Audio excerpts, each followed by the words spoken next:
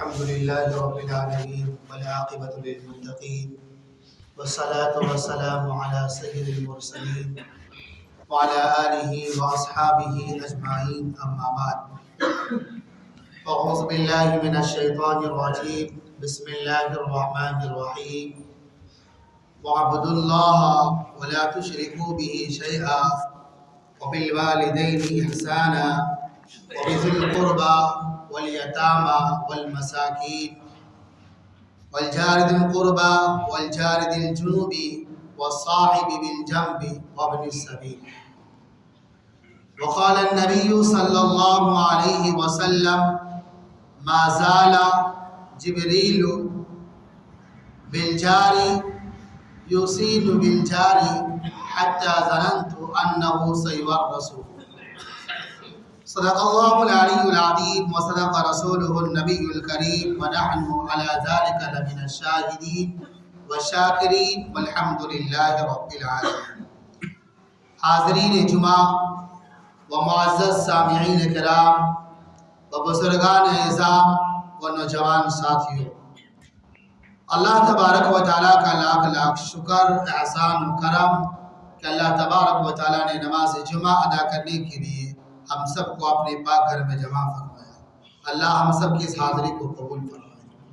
اور بے پناہ درود و سلام آقا مدنی احمدی مجتبیٰ محمد مصطفیٰ صلی اللہ علیہ وسلم اور ان کے مقدس ساتھیوں پر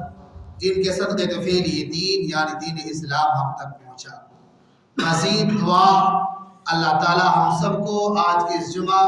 کہی اور سنی ہوئی باتوں پر عمل کی توفیق عطا فرمائے. آمین. میرے محترم بزرگ اور دوستو، آج کی اس جمعہ میں آپ حضرات کے سامنے پڑوسی کے حقوق پر بیان کریں گے اور میرے خیال سے تقریباً خضر ٹولہ کے سبھی مسجدوں میں پڑوسی کے حقوق پر بیان کیے جائیں گے. آج کے اس خطبے میں جماعت اسلامی کی جانب سے ایک عالمی سطح پر یہ مہم چلائی جا رہی ہے، یہ محنت، یہ کوششیں کی جا رہی ہے کہ ہر آدمی کا تعلق اپنے پڑوس سے اچھا ہو جائے، ہر آدمی اپنے پڑوس کے حق میں نفع ہو جائے، ہر آدمی اپنے پڑوس کے دکھ درد کو بانٹنے والے بن جائے. اللہ تعالیٰ ان لوگوں کی اس محنت کو قبول فرمائے اور ہم سبوں کو بھی اپنے پڑوس کے حق میں ایک اچھا پڑوس بننے کی توفیق عطا فرمائے. آمین. میرے محترم بزرگ اور دوستو، جب گاؤں اور سماج اور معاشرے پر نظر دوڑاتے ہیں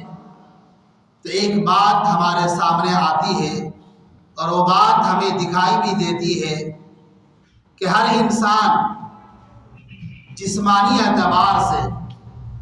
مادی اعتبار سے ایک دوسرے سے الگ ہے. ایک بہت بڑا فرق نظر آتا ہے. آپ دیکھ سکتے ہیں قد و قامت کے اعتبار سے،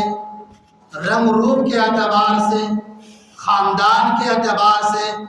گاؤں اور شہر کے اعتبار سے، مال و دولت کے اعتبار سے ہر آدمی کا ایک دوسرے سے بہت بڑا فرق اور ایک دوسرے سے الگ نظر آتا ہے. لیکن میرے بھائیوں اور محترم بزرگ اور دوستو، روحانی اعتبار سے، حق اور حقوق کے اعتبار سے، اخلاق و کردار کے اعتبار سے، انسانیت کے اعتبار سے ہر آدمی ایک دوسرے سے اتنا ہی جڑا ہوا ہے، ملا ہوا ہے. کوئی دوری، کوئی فرق نہیں ہے. ہر آدمی مذہب اسلام کی نظر میں سگے بھائی کے مانند ہے، حقیقی بھائی کے مانند ہے. کوئی دوریاں نہیں ہے. تو بظاہر جسمانی اعتبار سے دوریاں نظر دکھائی دیتی ہیں، لیکن روحانی اعتبار سے ہر آدمی ایک دوسرے سے ملا ہوا ہے، جڑا ہوا ہے اور ہر ایک کا وجود دوسرے کے وجود سے جو ہے پیوست ہے. اسی لیے مذہب اسلام نے ان لوگوں کو جو آپس میں ایک دوسرے کے قریب رہتے ہیں، ایک دوسرے کے قریب بستے ہیں، ان لوگوں کو آپسی محبت، بھائی چارگی قائم کرنے کی بڑی تاکید کی ہے. چاہے وہ مکان کے اعتبار یا دکان کے اعتبار سے ہو یا وقتی طور پر ہم سفر کر رہے مسافر ہونے کے اعتبار سے ہو، ان لوگوں کو جو ہے اس مذہب اسلام نے آپس میں محبت اور بھائی چارگی قائم کرنے کی بڑی تاکید کی ہے، اور خصوصاً دکھ درد بانٹنے کی، کیونکہ ہم سب جانتے ہیں کہ اگر آدمی کا پڑوس اچھا ہو تو آدمی کو اچھے مکانات میں بھی جھوپڑی میں بھی رہنے میں مزہ آتا ہے، اور اگر آدمی کا پڑوس خراب ہو، آدمی کا پڑوس اس کو ستانے والا ہو، تکلیف دینے والا ہو، چغلی اور غیبت کرنے والا ہو، عزت و آبرو کی پامال کرنے والا ہو، تو پھر اس آدمی کو محل میں رہ کر بھی اس کی زندگی اجیرن ہو جاتی ہے، اور اطمینان اور چین و سکون کا ساتھ رہنا ان کے لیے دشوار ہو جاتا ہے۔ تو ایک پڑوسی کا اچھا ہونا، ایک پڑوسی کا اچھا نہ ہونا آدمی کی زندگی پر، چین و سکون، آرام و راحت پر بڑا دخل ہوتا ہے۔ اس لیے اللہ تبارک و تعالیٰ نے قرآن مجید کے اندر جہاں اپنی عبادت کے لیے حکم دیا، وہیں پر پڑوسی کے ساتھ حسن سلوک، ان کے ساتھ اچھے رویہ رکھنے کی بھی جو ہے اللہ تبارک و تعالیٰ نے حکم دیا، کیونکہ آدمی کا سب سے زیادہ لین دین، معاملات، میل ملاپ اور ملاقات پڑوسی کے ساتھ ہوتا ہے۔ تو اللہ تبارک و تعالیٰ نے قرآن مجید کے اندر ارشاد فرمایا، جو میں نے خطبہ کے دوران پڑھی کہ وَاعْبُدُوا اللَّهَ، اللہ کی عبادت کرو، مسلمان ہو، اللہ کو مانتے ہو، اپنے لیے اللہ کی عبادت کو لازم پکڑ لو، اسی میں ہم سب کی بھلائی اور خیر ہے۔ آگے فرمایا وَلَا تُشْرِكُوا بِهِ شَيْئًا، اور اللہ کے ساتھ کسی کو شریک مت ٹھہراؤ۔ آگے فرمایا وَبِالْوَالِدَيْنِ إِحْسَانًا، اپنے ماں باپ کے ساتھ حسن سلوک کرو، ان کی خدمت کرو۔ آگے فرمایا وَبِذِي الْقُرْبَىٰ، اور خاندانی رشتوں کو نبھاؤ، ان کے ساتھ اچھا سلوک رکھو۔ آگے فرمایا وَالْجَارِ ذِي الْقُرْبَىٰ، جو پڑوسی تمہارے رشتہ دار ہیں، قریبی رشتہ دار ہے، پڑوسی ہے، ان کے ساتھ بھی اچھا سلوک کرو۔ وَالْجَارِ ذِي الْجُنُبِ، اور جو دور کا پڑوسی ہے ان کے ساتھ بھی حسن سلوک سے پیش آؤ۔ وَالصَّاحِبِ بِالْجَنبِ، اور جو وقتی طور پر سفر میں، دکان میں، کاروبار کرتے وقت ہمارے ساتھ رہتے ہیں، ان کے ساتھ بھی حسن سلوک کرو۔ وَابِنِ السَّبِيلِ، اور مسافروں کے ساتھ بھی حسن سلوک کرو۔ میرے محترم بزرگ اور دوستو، اللہ تبارک و تعالیٰ نے اس آیت کریمہ کے اندر ہم سبوں کو جہاں اللہ کی عبادت یعنی اپنی عبادت کرنے کا حکم دیا، وہیں پر ہم سب کو یہ بھی حکم دیا کہ اپنے پڑوسی کے ساتھ رشتہ مضبوطی بناؤ، اپنے پڑوسی کے حقوق کی ادا کرو، اپنے پڑوسی کے ساتھ حسن سلوک سے پیش آؤ۔ اور اللہ تبارک و تعالیٰ نے اس آیت کریمہ کے اندر ہمیں اور آپ کو یہ بھی بتا دیا کہ اللہ تبارک و تعالیٰ کا قرب، اللہ کی رضا، اللہ کی خوشنودی حاصل کرنے کا راستہ صرف نماز، روزہ، حج، زکوٰۃ نہیں ہے، بلکہ ایک پڑوسی کے ساتھ اچھا سلوک کرنا، ان کی مدد کرنا، ان کی دکھ درد کو بانٹنا، یہ بھی اللہ تبارک و تعالیٰ کا قرب اور اللہ کی رضا اور اللہ کی خوشنودی حاصل کرنے کا بہت بڑا ذریعہ ہے۔ میرے محترم بزرگ اور دوستو، زمانے جاہلیت میں، جس زمانے کو زمانے جاہلیت سے تعبیر کیا جاتا ہے، تو زمانے جاہلیت میں لوگ پڑوسی کے حقوق بہت زیادہ اہتمام کرتے تھے اور پڑوسی کے حقوق کا خیال رکھا کرتے تھے۔ اہل عرب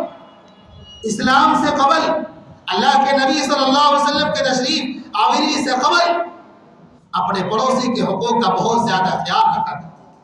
اپنے پڑوس کی مال و دولت، ان کی عزت آبرو کی حفاظت کے لیے لڑنے اور مر مٹنے کو اپنی شان سمجھتے تھے۔ اسی طرح میرے بھائیوں، پہلے زمانے کے لوگ، ہمارے باپ دادا، پہلے زمانے کے جو لوگ تھے، وہ بھی پڑوسی کو اپنے خاندانی حصہ سمجھتے تھے، اپنے خاندان کا حصہ سمجھتے تھے، اور اگر پڑوس میں کوئی بیمار ہو جاتا یا کوئی خوشی پہنچ جاتی تو پورا محلہ اس غم میں، اس خوشی میں شریک ہوتا۔ لیکن آج کے جدید دور میں، آج کے ترقی کے دور میں، اس کا معاملہ ہی الٹا نظر آتا ہے۔ آدمی کو اپنے گھر کا حوال معلوم ہے، اپنے گھر کی ضروریات معلوم ہے، اپنے گھر کی پریشانی معلوم ہے، لیکن اپنی دیوار کے پیچھے رہنے والے پڑوس کے حوال معلوم نہیں ہوتے ہیں، ان کی پریشانیاں معلوم نہیں ہوتی ہیں، ان کی دکھ درد جو ہے معلوم نہیں ہوتی۔ میرے بھائیوں، اللہ تبارک و تعالیٰ کا قول کلام جو آیت میں نے آپ کے سامنے پڑھی ہے وہ جھنجھوڑ کر ہمیں اور آپ کو بتا رہی ہے کہ اپنے پڑوسی کے احوال کو جاننے کی کوشش کرو، ان کے دکھ درد کو بانٹنے کی کوشش کرو، ان کے ساتھ حسن سلوک کے ساتھ پیش آؤ۔ قرآن ہمیں اور آپ کو حکم دے رہا ہے۔ میرے بھائیوں، پڑوسی کسے کہتے ہیں؟ قرآن کی آیت سے بھی معلوم ہوتا ہے کہ اس کی 3 قسمیں ہیں۔ اللہ کے نبی جناب محمد رسول اللہ صلی اللہ علیہ وسلم نے بھی حدیث سے اس کی وضاحت کی ہے کہ بھائی پڑوسی 3 طرح کے ہیں۔ ایک پڑوسی ایسا ہوتا ہے جو 3 حقوق رکھتے ہیں، اور ایک پڑوسی یعنی دوسرا پڑوسی ایسا ہوتا ہے جو صرف 2 حقوق رکھتے ہیں، اور ایک پڑوسی یعنی تیسرا پڑوسی ایسا ہوتا ہے جو صرف 1 حق رکھتا ہے، لیکن تینوں پڑوسی حسن سلوک میں برابر حقدار ہیں۔ اللہ کے نبی جناب محمد رسول اللہ صلی اللہ علیہ وسلم نے فرمایا کہ آپ کا پڑوس، آپ کے گھر کے پاس جن کا گھر ہے، وہ آدمی ایسا ہوگا کہ 3 حقوق رکھیں گے، وہ مسلمان بھی ہوگا، وہ آپ کا رشتہ دار بھی ہوگا، اور آپ کا پڑوس بھی ہوگا۔ آگے فرمایا ایسا پڑوس ہوگا جو صرف 2 حقوق رکھیں گے کہ وہ مسلمان ہوگا اور آپ کا پڑوس ہوگا، بس 2 ہی حقوق۔ آگے فرمایا کہ تیسرا پڑوس ایسا ہوگا جو نہ مسلمان ہوگا، جو نہ آپ کا رشتہ دار ہوگا، بس آپ کا پڑوس ہوگا۔ کوئی بھی مذہب کا ہو، کسی بھی مذہب کے ماننے والا ہو، یہودی ہو، نصرانی ہو یا غیر مذہب کے لوگ ہو، اگر آپ کے بازو میں آپ کے گھر کے پاس ہے تو یہ بھی پڑوسی ہے اور یہ بھی حسن سلوک کا حقدار ہے۔ میرے بھائیو، اللہ کے نبی جناب محمد رسول اللہ صلی اللہ علیہ وسلم نے اپنی تعلیمات و ہدایات میں اس پڑوسی کے رشتے کو جو ہے بڑی عظمت اور فضیلت بخشی۔ اللہ کے نبی جناب محمد رسول اللہ صلی اللہ علیہ وسلم نے اس رشتے کے ادب و احترام اور ان کے حقوق کی ادائیگی اور ان کی عزت آبرو کی حفاظت کی اللہ تبارک و تعالیٰ نے اللہ کے نبی نے بڑی تاکید کی ہے۔ اللہ کے نبی جناب محمد رسول اللہ صلی اللہ علیہ وسلم نے اس رشتے کو جزو ایمان اور دخول جنت کی شرط اور اللہ اس کے رسول صلی اللہ علیہ وسلم کی محبت کا معیار قرار دیا ہے۔ اللہ کے نبی محمد رسول اللہ صلی اللہ علیہ وسلم ایک مرتبہ وضو فرما رہے تھے، وضو کرنے کے بعد، وضو فرمانے کے بعد جو بچا ہوا پانی تھا اور جو صحابہ کرام وہاں پر موجود تھے، انہوں نے اس بچے ہوئے پانی کو لے لیا اور اپنے ہاتھوں میں لینے کے بعد اس پانی کو اپنے چہرے پر، اپنے کندھے پر، اپنے ہاتھوں پر، اپنے بدن پر، اپنے کپڑوں پر ملنے لگے۔ اللہ کے نبی جناب محمد رسول اللہ صلی اللہ علیہ وسلم نے جب صحابہ کرام کو ایسا کرتے ہوئے دیکھا تو اللہ کے نبی نے پوچھا، اے میرے صحابیوں، بتاؤ کس عمل نے، کس چیز نے اس عمل پر، اس فعل پر تمہیں ابھارا؟ تو صحابہ کرام نے بے زبان ہو کر جواب دیا، یا رسول اللہ، آپ کی محبت نے ہم سب کو اس فعل پر، اس عمل پر ابھارا۔ اللہ کے نبی صلی اللہ علیہ وسلم کیا کہتے ہیں ان صحابہ کرام کو مخاطب کر کے کہ جو چاہتے ہیں اور جو یہ کہتے ہیں کہ مجھے اللہ اور اس کے رسول سے محبت ہے، اس کو چاہیے کہ اپنے پڑوسی کے ساتھ اچھا سلوک کرے، اپنے پڑوسیوں کے ساتھ اچھا رویہ رکھے، اپنے پڑوسی کی خیال رکھے، اپنے پڑوسی کو دکھ درد بانٹنے کی کوشش کرے۔ تو میرے بھائیو، اللہ کے جناب محمد رسول اللہ صلی اللہ علیہ وسلم اپنی محبت کا معیار پڑوسی کے حسن سلوک کے ساتھ وابستہ ہے۔ جسے اللہ اس کے رسول سے محبت ہوگی، اپنے پڑوس کو ستائیں گے نہیں، اپنے پڑوس کو تکلیف نہیں دیں گے، بلکہ اپنے پڑوس کے حقوق کا ادا کریں گے، اپنے پڑوس کے ساتھ حسن سلوک کے ساتھ پیش آئیں گے۔ اللہ کے نبی صلی اللہ علیہ وسلم نے پڑوسی کے ساتھ حسن سلوک کو اپنی محبت کا معیار کیوں قرار دیا؟ اس لیے میرے بھائیوں کہ جبریل امین اللہ کے نبی صلی اللہ علیہ وسلم کے پاس بار بار وصیت و نصیحت لے کر آتے اور آپ علیہ السلام کو وصیت کر دو، نصیحت کر دو،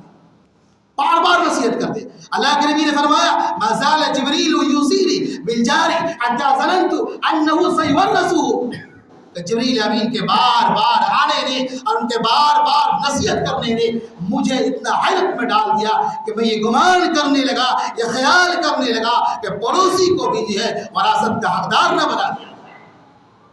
اللہ کے نبی صلی اللہ علیہ وسلم کی حدیث ہمیں اور آپ کو بتاتا ہے کہ اللہ کے مقرب فرشتے جبریل امین کے بار بار آنے نے اور بار بار نصیحت کرنے نے اللہ کے نبی صلی اللہ علیہ وسلم کو حیرت میں اور پریشانی میں ڈال دیا۔ اللہ کے نبی صلی اللہ علیہ وسلم یہ کہنے پر مجبور ہو گئے کہ کہیں قریب ہے کہ پڑوسی کو بھی وراثت کا حقدار نہ بنا دیا جائے۔ یعنی جبریل امین بہت جلد اللہ کے پاس سے یہ پیغام لے کر میرے پاس آئے گا اور آ کر کہے گا، اے محمد، ان پڑوسیوں کو خاندانی رشتوں میں شامل کر لو اور انہیں بھی وراثت کا حقدار دو، انہیں بھی وراثت کا حقدار بنا لو۔ یہ معمولی اشارہ نہیں ہے، اللہ کے نبی صلی اللہ علیہ وسلم کی حدیث ہمیں اور آپ کو بتاتی ہے، ہمیں اور آپ کو پیغام دیتی ہے کہ پڑوسی کا رشتہ اتنا مضبوط ہے، اتنا اہم ہے، اتنا بامانہ ہے کہ وہ خونی رشتوں میں شامل ہو جاتا ہے، وہ خاندانی رشتوں میں شامل ہو جاتا ہے۔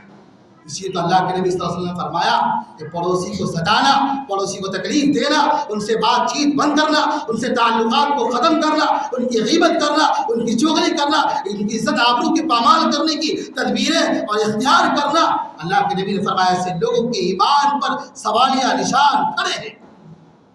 اللہ کے نبی صلی اللہ علیہ وسلم نے فرمایا واللہ لا یؤمن، واللہ لا یؤمن، واللہ لا یؤمن، خدا کی قسم وہ شخص مومن نہیں، خدا کی قسم وہ شخص مومن نہیں، خدا کی قسم وہ شخص مومن نہیں۔ صحابہ کرام جو بیٹھے ہوئے تھے ان کی حیت بدل جاتی ہے، ان کی شکل صورت کی حیت بدل جاتی ہے، اور فوراً سوال کرتے ہیں قیل من یا رسول اللہ، یا رسول اللہ کون مومن نہیں جو نماز نہیں پڑھتا ہے، جو روزہ نہیں رکھتا ہے، جو زکوٰۃ ادا نہیں کرتا ہے؟ اللہ کے نبی نے فرمایا قال الذی لا یأمن جارہ بوائقہ۔ اللہ کے نبی نے کیا جواب دیا پوچھنے والے صحابی رسول کو کہ وہ شخص مومن نہیں جس کے عمل سے، جس کے کردار سے، جس کے اخلاق سے، جس کے رویے سے اس کا پڑوسی محفوظ اور معمول نہیں۔ خدا کی قسم وہ شخص مومن نہیں، خدا کی قسم وہ شخص مومن نہیں۔ میرے بھائیو، اللہ کے نبی صلی اللہ علیہ وسلم کا تین بار قسم کھانا، قسم کا دہرانا ہمارے ایمان کی خطرے کی گھڑی ہے۔ کبھی ہم نے سوچا، کبھی ہم نے خیال کیا،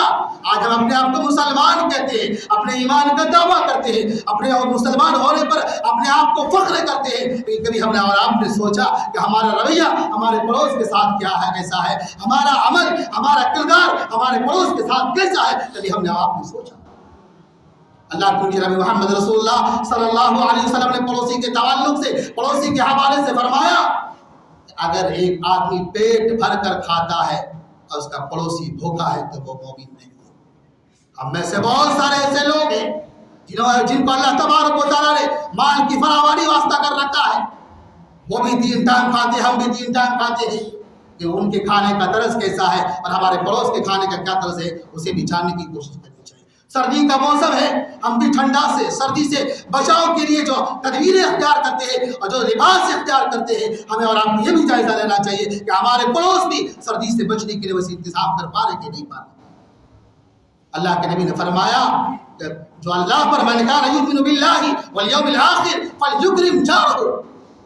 کہ جو آدمی اللہ پر اور آخرت پر ایمان رکھتا ہے، یقین رکھتا ہے، اسے چاہیے کہ اپنے پڑوسی کا اکرام کرے، اپنے پڑوسی کا حوال کی جاننے کی کوشش کرے، اپنے پڑوسی کی بیماری کو، پریشانی کو، دکھ درد کو جاننے کی کوشش کرے، اسے بانٹنے کی کوشش کرے۔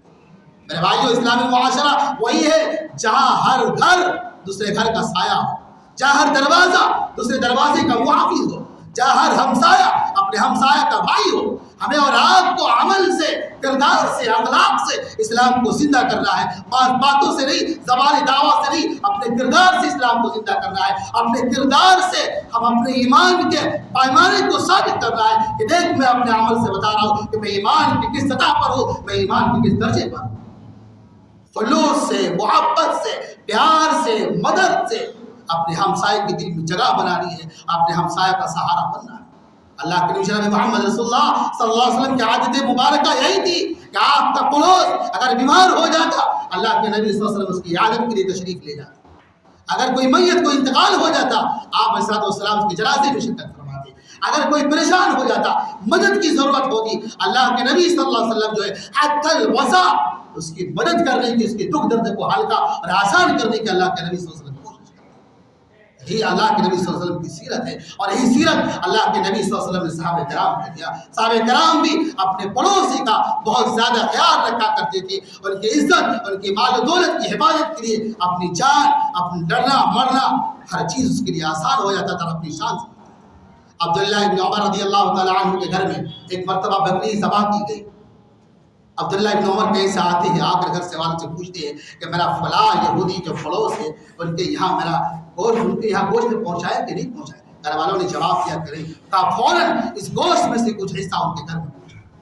اللہ کے نبی صلی اللہ علیہ وسلم ابو ذر غفاری رضی اللہ عنہ کو مخاطب کرنے کہتے ہیں ابو ذر جب گوشت پکاؤ بناؤ تو اس میں پانی زیادہ ملا دو، اپنے پڑوس کو شرما دو۔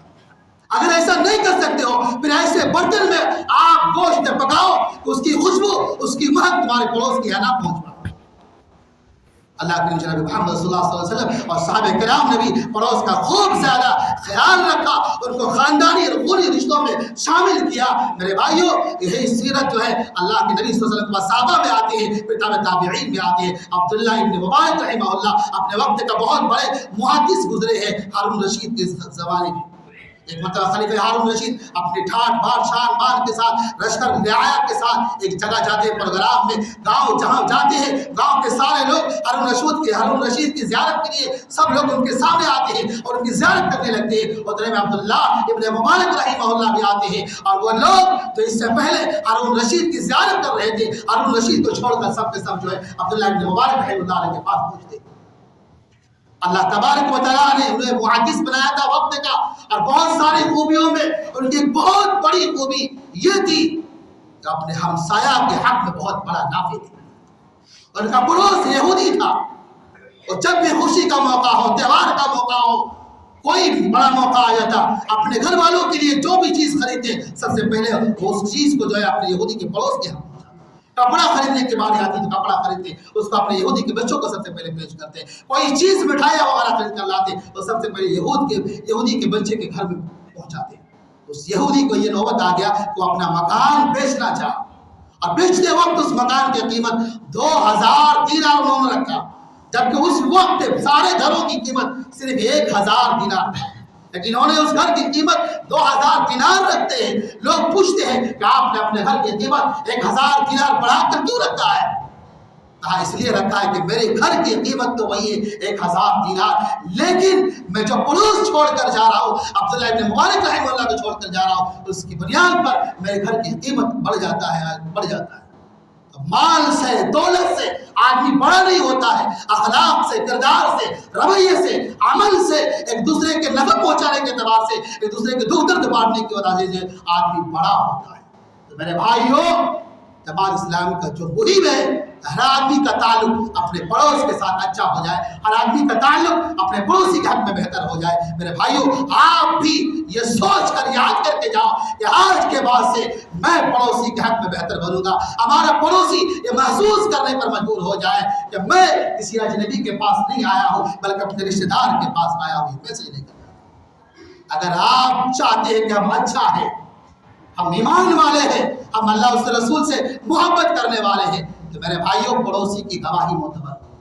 اگر آپ کا پڑوسی آپ کے حق میں گواہی دیتا ہے کہ آپ اچھے ہیں، آپ کا کام اچھا ہے، تو آپ اچھے ہیں۔ اگر پڑوسی گواہی دے دے کہ آپ اچھے نہیں ہیں، آپ کا کام اچھا نہیں ہے، تو آپ پھر اچھے نہیں ہیں، آپ برے ہیں۔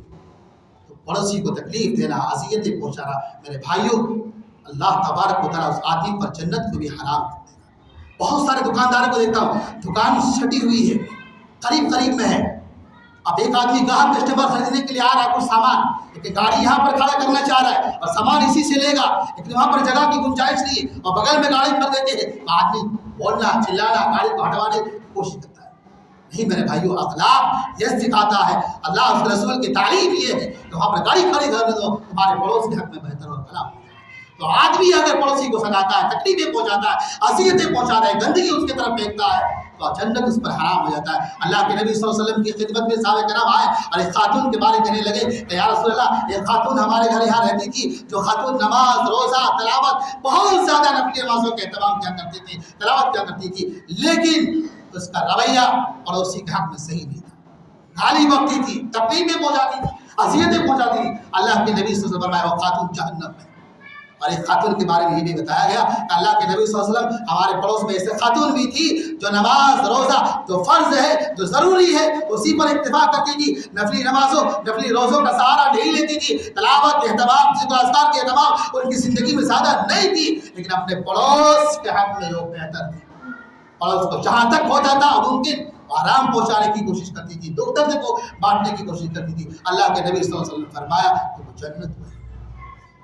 جو آیت میں نے آپ حضرات کے سامنے پڑھی، اللہ کے نبی اللہ تبارک و تعالیٰ نے فرمایا وَالْجَارِ ذِي الْقُرْبَىٰ، قریبی رشتہ دار پڑوسی کے ساتھ حسن سلوک کرو، وَالْجَارِ ذِي الْجُنُبِ، اور دور کے پڑوسی کے ساتھ بھی سلوک کرو۔ دور کے پڑوسی کتنا دور کے؟ امام حسن بصری علیہ رحمہ فرماتے ہیں کہ 40 گھر پڑوسی کے ساتھ حق میں داخل ہوتے ہیں، 40 گھر کم از کم 40 گھر پڑوسی میں شامل ہوتا ہے، ان کے ساتھ حسن سلوک کرو۔ تو میرے بھائیوں، ہر کوئی یہ عہد کر کے جاؤ کہ ہم اپنے پڑوسی سے اگر بات چیت نہیں ہوتی ان کی بات چیت شروع کریں گے۔ کتنا افسوس کا مقام ہے جب کسی آدمی سے پھر پڑوسی کے متعلق پوچھا جاتا ہے تو یہ جواب دیتا ہے دھڑلے سے، سوچتا نہیں، فوراً جواب دیتا ہے کہ بھائی اس سے تو میری بات چیت ہی نہیں ہوئی۔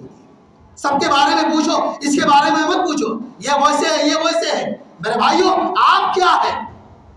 وہ خراب ہے، آپ کیا ہے؟ آپ نے اپنے ایمان پر، اللہ اس کے رسول کے بات پر آپ کتنا عمل کرتے ہیں؟ یہ مت کہنا کہ بھائی ان سے میری بات چیت نہیں ہوتی ہے، ان کے بارے میں مت پوچھو، بلکہ جاؤ اپنے پڑوسی سے گلے لگاؤ، محبت سے پیش آؤ، ان کے ساتھ اچھا رویہ کرو۔ اگر وہ آپ کے آپ اگر اچھے ہیں اور وہ آپ کے حق میں بہت برا ہے تو ان کے ساتھ اللہ کے نبی نے فرمایا صبر کرو۔ آپ اچھا رویہ اور پڑوسی کے تکلیف پر صبر کرتے رہو گی، ایک دن وہ بھی آپ کے ساتھ اچھا رویہ کرنے پر مجبور ہو جائے گا۔ دعا ہے اللہ تعالیٰ ہم سب کو پڑوسی کو خوب